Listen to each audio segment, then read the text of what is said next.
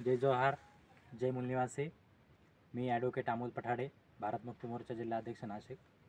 आपण आज देवगाव तालुका अकोले जिल्हा नगर या ठिकाणी आदिवासी जननायक क्रांतिकारक राघोजी भांगरे यांच्या जन्मस्थानी आपण आज आलेलो आहोत.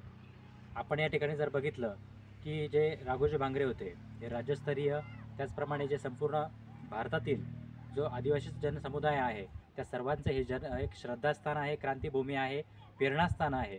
आणि अशा असताना या ठिकाणी जर आपण बघाल तर दूरदूरपर्यंत कुठल्याही प्रकारची या ठिकाणी सुविधा नाही. फक्त या दोन जर भिंती जर बघितल्या तुम्ही तर या फक्त समोरच्या बाजूने जर दाखवलेल्या आहे, परंतु या बाजूने जर तुम्ही बघितलं तर या ठिकाणी कुठल्याही प्रकारची काही सुविधा नाही. साधं या ठिकाणी खालचे जी सेलिंग आहे ती बनवलेली नाही, सिलिंग.